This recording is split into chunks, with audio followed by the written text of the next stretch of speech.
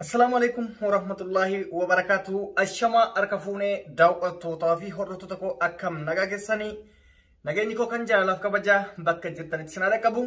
Egaan daawwattoota hordoftoota keenya dhimma gabaabaa tokko qabadhee isiniif dhiyaadhee jira. Innis waa'ee dhuma miidiyaa hawaasaa kana irra Ramadaana booda baay'ee tamsa'aa ture tokkoon isiniif dubbachuu barbaada. Innis dhimma dhuunfaa kootii yookaan dhimma jireenya maatii kootiiti. Akkuma beekamutti miidiyaa Chaayinaa yookaan TikTok irratti wanti dubbatamaa jiru waan akkaan nama gaddisiisuu fi waan akkaan nama burjaajessuudha. Miidiyaa hawaasaa TikTok irratti Ramadaanni bahee jalqaba maqaa kiyyaan eegalamuu qofa osoo hin taane waan baay'ee waan beekamuu fi waan hin beekamne hedduu keessa deemee namni waan itti fakkaate haasaa ture. Inni kun na eebbisaa, inni kun na abaaraa, inni kun yaada mataa ofii, inni kun anasii beekadha, inni kun immoo lakkii mirga keetii waan akkasiitu haasa'amaa ture. Anis hanga tokko dhageeffadhee booda irratti deebii kennuuf dirqamee deebii gabaabaa tokko guyyaa kaleessa tamsaasa kallattii TikTok irratti kennee jira. Namoonni baay'een hanga danda'ameen achirraa na hubachuuf yaalanii jiranii. Akkasumas immoo kan nan hubannes hin jira. Akkasumas immoo kan osoo hubatee jiru dubbiin kun akka hin dhaabanneef akka namni shororkaa'uuf akka miidiyaa kana dhageettii adda addaa argataniif namni haasa'ullee hedduutu jira. Ani irra hin kaa'anne garuu ummootu wanni ani irra kaa'adhe maalinni dhimma mataa kiyyaa kan dhuunfaa kiyyaa osuma ta'u qulqullummaa koos nan barbaada. Akkasumas immoo hawaasa na jaalatu hawaasa kabajamaa kana haqa jiru baruu qaba waan jedhuuf deebii itti laadhee jechuudha. Miidiyaa hawaasaa TikTok dabalatee Facebook akkasuma YouTube irrattis deddeemaa jira. Dhugaa jiru hanga tokko gubbarraa isiniif tuquuf yaala hanga danda'ameen jechuudha. Isinis ragaadhaan wabeeffattanii waan san amanuu danda'uu dandeessanii ammootu kana kan godhuuf kabajaadhuma hawaasa na jaalatu qabuuf akka hawaasni dhugaa jiruu fi maaltu akka uumame beekuuf waan kana kaase. Maaltu jira dhimmi miidiyaa irra deemamaa jiru dhimmi kiyya maalinni waa'ee bultii kiyyaati. Waa'ee bultii kiyyaa gaafa jedhu waa'ee dhimma anaa fi jaartii kiyyaa akkasuma ilmoo kiyyaa waan baay'eetu dubbatamee reediin jaartii akkas godhee itti taphatee maalii jedhee waan dila tokko haasaa waan silaa yoo viidiyoodhaan asitti isinii fide kun isin kolfisiisu kun isin gaddisiisu kun immootu gaafii isinitti ta'u. Garuu dubbiin waan namni odeessu san hundarraa adda jechuudha.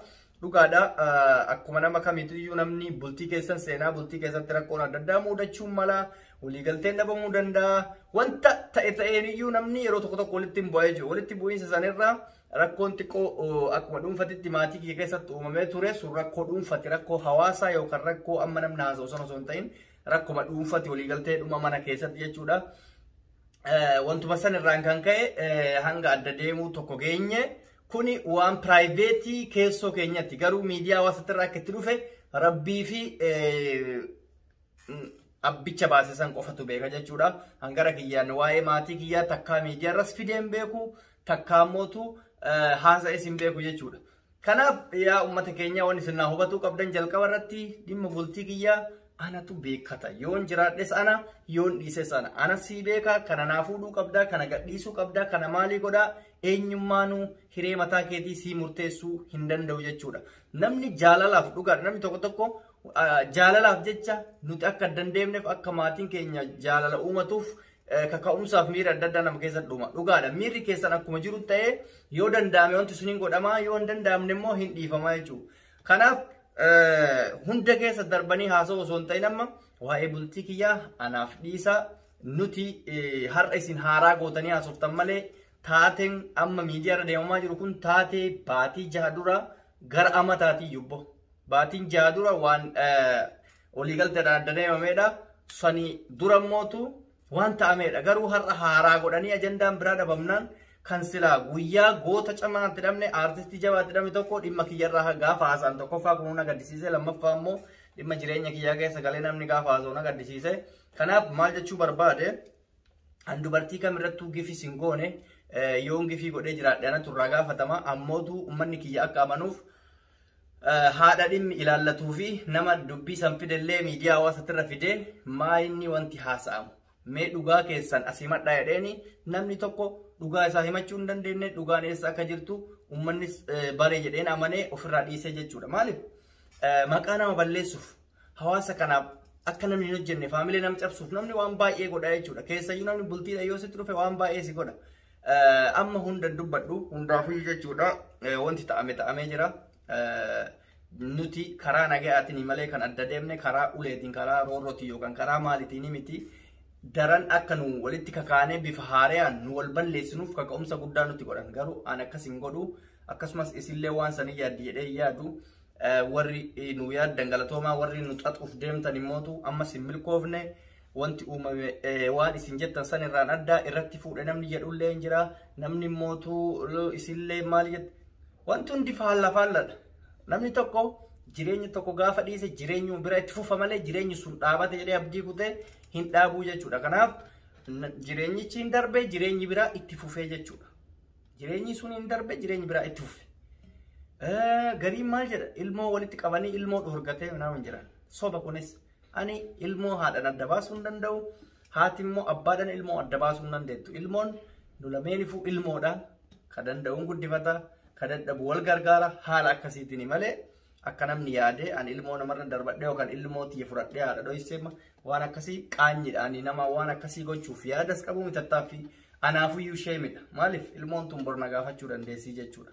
Kanaaf dhimmi bultii kiyyaa ana reedii fi ana qofa ilaallata malee nama biraan ilaallatu dubbii osoo hin beekne addan oofina rakkoo anaafisii jidduu jiru anaafisitu beekaa malee namni biraan beeku.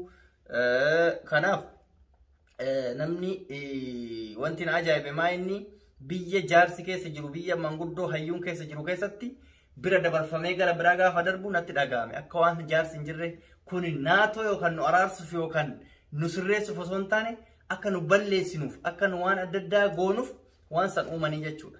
Akkuma nama kamiitittuu manguddoo nu ilaale akkuma nama kamiitittuu jaarsi sheekni qeesiin namni hundi nu ilaale dubbiin hanga danda'ame deemame.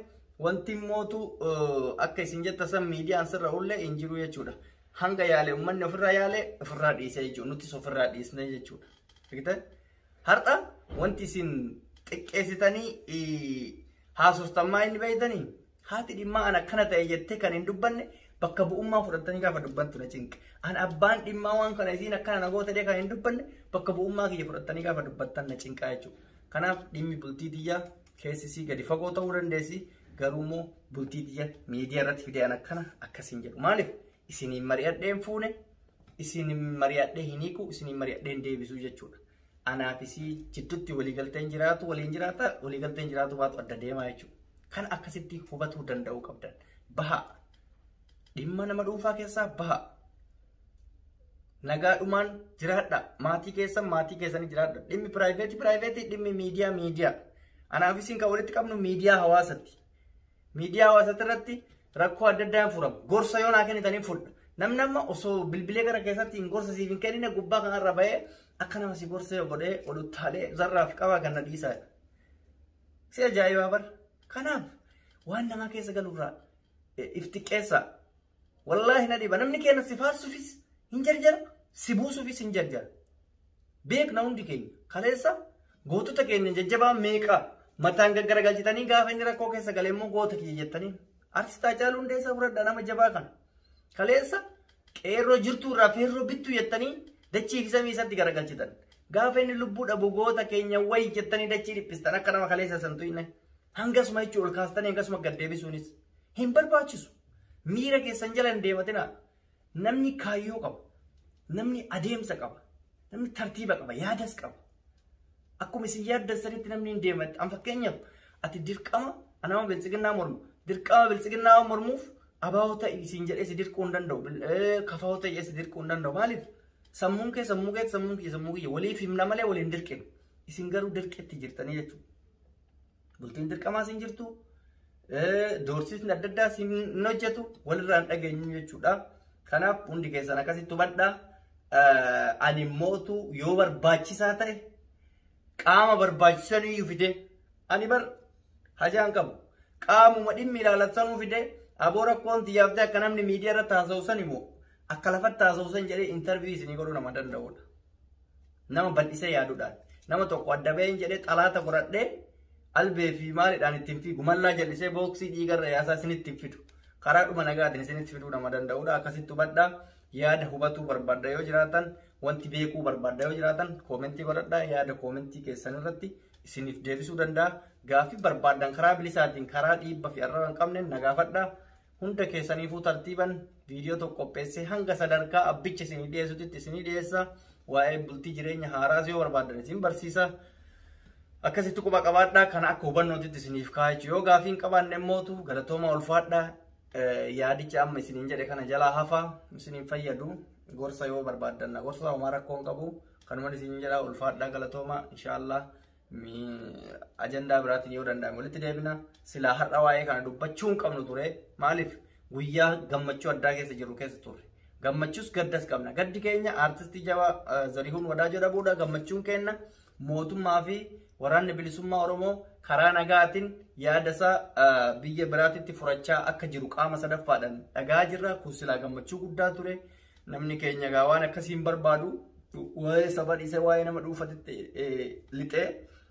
Kanaaf dhimma sanitti deebine isiniin jedha. Ulfaadhaa galatooma. Warri tiriit nu goota yookaan nu gorsitanillee galatooma. Warri nu abaartanillee galatooma. Walitti dachaana nagaara naa tura. Assalaamu alaikum warahmatullahi wabarakaatuh.